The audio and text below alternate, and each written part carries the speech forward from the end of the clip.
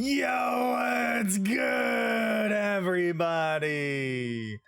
Just a few minutes ago, the Goats and Ghouls program was dropped in MLB The Show. And in this program, there's a lot of really great cards. I'm going to take you through it. I'm going to explain exactly what you got to do to finish it as quickly as possible. And we're going to go through all the cards. So the first thing to note about the Goats and Ghouls program is that you're actually getting 2 points per event win. It is a very specific event. It's going to last for 1 week.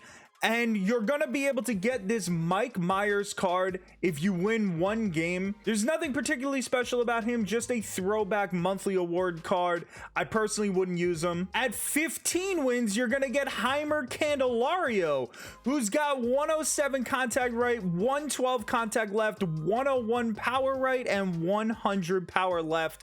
He is a switch hitter. He only plays third and first base, and we do have a lot of third and first basemen in the game.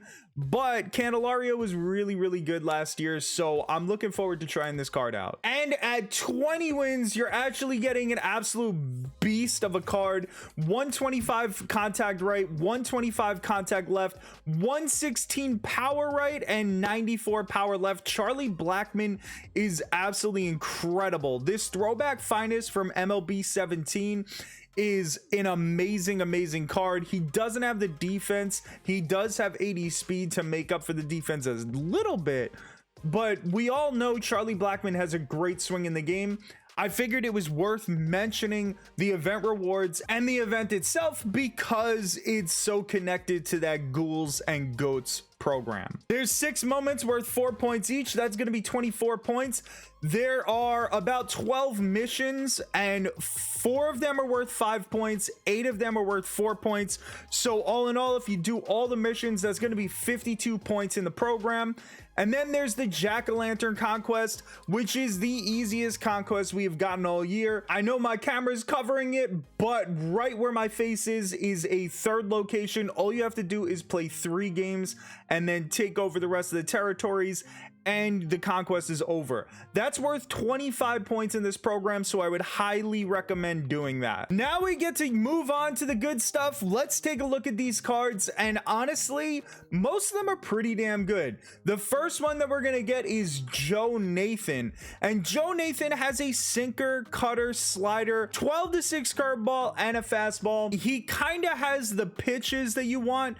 The only issue is that he kind of only also has 2 speed differentials, but he's got 125 hits per 9, 125 Ks per 9, and 97 walks per 9. Realistically, this card is actually pretty decent. I didn't expect Joe Nathan to be usable, but here we are. So basically, for every 20 points in this program, you're going to get a new card. Granderson is at 40 points in this program, and Curtis Granderson is not a bad card by any means. The only issue with him is that 96 contact right. At this point in the year, if you're going to use any cards, you really want them to have at least triple-digit contact so that the PCI could stay as big as possible, especially against some of these powerhouse pitchers that we got out now, like Roy Halladay and some of the other cards from this program. Granderson's 96 contact right doesn't really play that well. 103 contact left isn't great either,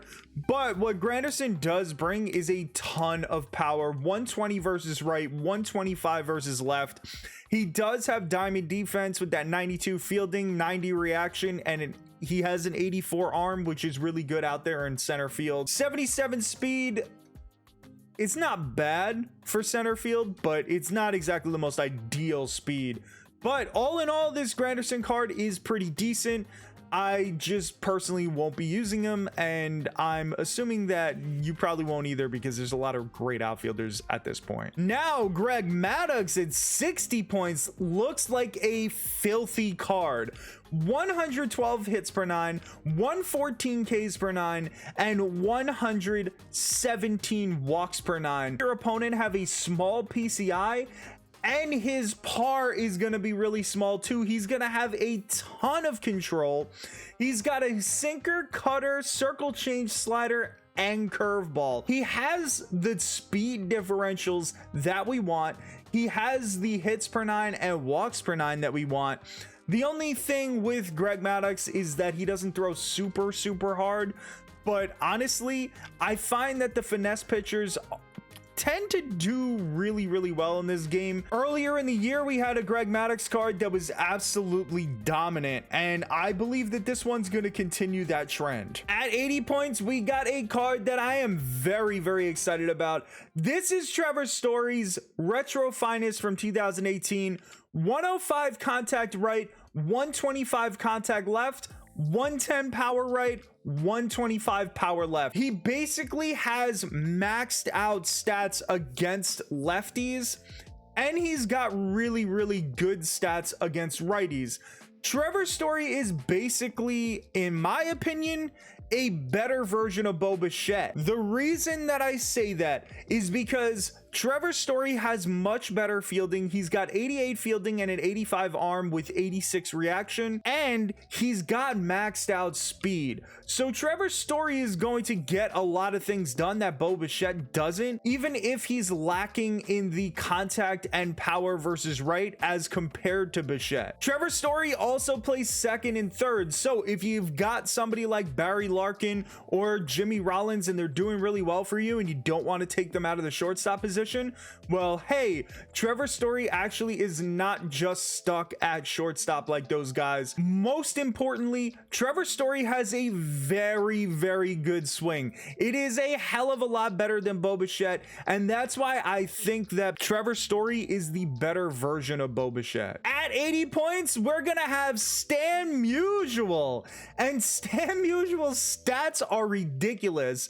125 contact right, 125 contact left, 114 power right, and 125 power left. Nearly maxed out hitting stats, and he's got a really great swing. He plays all three outfield positions and first base. You're never putting him in center field with that 63 speed. Just don't do it. But he's got 85 fielding and 84 arm and 83 reaction that works at both corner outfield positions and at first base. Stan Musial is a card that I'm really looking forward to trying out. And at 100 points, we have the true prize, and that is Miguel Cabrera. Absolutely maxed out hitting stats. 125, 125, 125, 125. Miguel Cabrera is an absolute beast, and he may be the first guy that knocks George Brett off his third base throne for me. He doesn't have great defense, he doesn't have great speed, but he makes up for that with maxed out hitting stats and a great swing. I love Miguel Cabrera cards. I cannot wait to try this card out. There's not even a whole lot to say. Mediocre defense, bad speed, but incredible hitting. This guy, I think, is going to take over for George Brett on a lot of teams. So that's the Goats and Ghouls program, and it is a damn good one. There were really no cards that were absolutely terrible. The only one that I would be really iffy on using is Curtis Granderson. So if you like this sort of content, please give the video a thumbs up, subscribe to the channel. It helps out immensely. I really appreciate you guys watching, and I hope you have a great weekend.